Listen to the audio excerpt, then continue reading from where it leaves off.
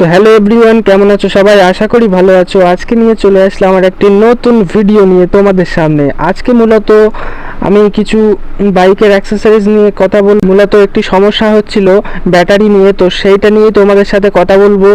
আমি কিছুদিন আগেই একটি ভিডিও বানিয়েছিলাম যেটা ব্যাটারি নিয়ে। তো ব্যাটারিটা খোলা থেকে সম্পূর্ণ আমি তোমাদেরকে সেই ভিডিওতে আমি বলেছিলাম। তো সেই ভিডিওতে আমি দেখিয়েছিলাম কিভাবে ব্যাটারিকে রিচার্জেবল করতে হয়। তোমার ব্যাটারির যদি ডাউন প্রবলেম হয়ে থাকে তো সেই ব্যাটারিকে কিভাবে রিচার্জেবল করবে, তো সেটা আমি তোমাদেরকে দেখিয়েছিলাম। তো এই ভিডিওতে আমি আরেকটি বিষয় নিয়ে আলোচনা করব। বন্ধুরা, তোমাদের কাছে যদি R15 V4M থাকে বা V4 থাকে, তো তোমাদের যদি ব্যাটারি ডাউনের প্রবলেম হয়ে থাকে, সেই সমস্যাটার সমাধান আজকের ভিডিওতে আমি করব। যাদের বাইকে ব্যাটারি খোলার পরেও বা ব্যাটারি খুলে চার্জ দেওয়ার পরেও সেই ব্যাটারি সমস্যা থেকেই যাচ্ছে বা ঠিক হচ্ছে না, তো আজকের ভিডিওতে আমি দেখাবো কিভাবে তোমাদের সেই সমস্যাটার সমাধান হবে। প্র্যাকটিক্যালি তোমাদের বোঝানোর জন্য আমাদের বাইকের যে সিটটা সেটা খুলতে হবে। তো চলো বন্ধুরা, আজকে আমাদের বাইকের সিটটা আমরা খুলে নিই। খুলে দেখা যাচ্ছে যে ভিতরে যে আমাদের ব্লুটুথ কানেকশানটা থাকে সেটা আমি খুলেই রেখেছি, দেখতেই পাচ্ছ। তোমাদের বাইকে সেই ব্লুটুথ কানেকশানটা তোমাদের খুলে দিতে হবে। তোমাদের বাইকের খোলার পর দেখবে তারের সাথে এটা কানেক্ট থাকবে। তোমাদের যে ব্লুটুথ কানেকশানটা সেটা কানেক্ট থাকবে। এখানে দেখতে পাচ্ছ আমি প্লাস্টিক দিয়ে তার উপর একটা রবার দিয়ে রেখেছি। এখানে আমার যে প্লাস্টিক দিয়ে বেঁধে রেখেছি সেটা দেখতে পাচ্ছ। তো এইভাবেই তোমরা খোলার পরে প্লাস্টিক দিয়ে একটা বেঁধে রাখবে, কারণ হচ্ছে তোমাদের এখানে যদি জল ঢোকে তাহলে কিন্তু অনেক প্রবলেম হতে পারে। আর একটা জিনিস বন্ধুরা খেয়াল করবে, এটা খোলার সময় কিন্তু সাবধানে খুলবে, কারণ দেখতে পাচ্ছ এটা একটা খুবই সূক্ষ্ম জিনিস। এর যে মাথায় যে ক্লিপের দেখতে পাচ্ছ ওপরে একটা ক্লিপ মতো আছে, ওটা কিন্তু চেপেই খুলতে হবে।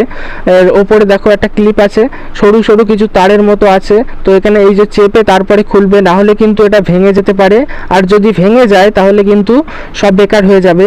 তো সেজন্য বলছি, এটাকে যখন খুলবে খুব সাবধানে, এবং ওই ক্লিপ মতো যেটা আছে ওটা খুলেই বা ওটাকে চেপে তারপরে খুলবে বন্ধুরা। এরপরে আমি চলে আসি আবার এখানে খোলার পরে কিন্তু অবশ্যই ওই প্লাস্টিকটা দিয়ে তারপরে কিন্তু তোমরা ওখানে বেঁধে দেবে, আর পারলে ওপরে একটা রবার দিয়ে দেবে। এটা খোলার পরে তোমাদের কিন্তু 100% তোমাদের ব্যাটারি কিন্তু ঠিক হয়ে যাবে। ব্যাটারির কোনো কিন্তু সমস্যা থাকে না, এটার জন্য অটোমেটিক চার্জটা টানে।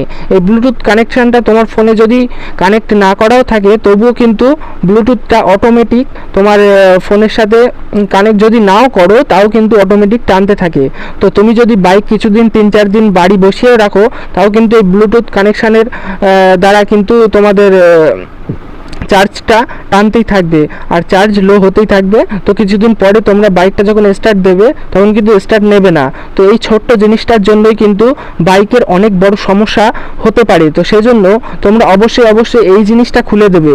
তো এখন আমার বাইকটা ওকে আছে, তো দেখতেই পাচ্ছ আমার বাইকের কিন্তু স্টার্টের কোনো প্রবলেম নেই। এখন যদি আমি বাইকটা 1 সপ্তাহ কি 2 সপ্তাহ, এমনকি যদি 3 সপ্তাহ বসিয়ে রাখি তাও কিন্তু আমার বাইকের কোনো সমস্যা হচ্ছে না। তো তোমাদের বাইকে যদি এরকম কোনো সমস্যা হয়ে থাকে যে ব্যাটারি ডাউন হয়ে যাচ্ছে 3 দিন পর 2 দিন পর বাইক বসে থাকলে ব্যাটারি ডাউন হয়ে যাচ্ছে, তো তোমরা এই বিষয়টায় ফলো করো। অবশ্যই এই ব্লুটুথ কানেকশানটা তোমরা খুলে দাও, দেখবে সব ঠিক হয়ে যাবে।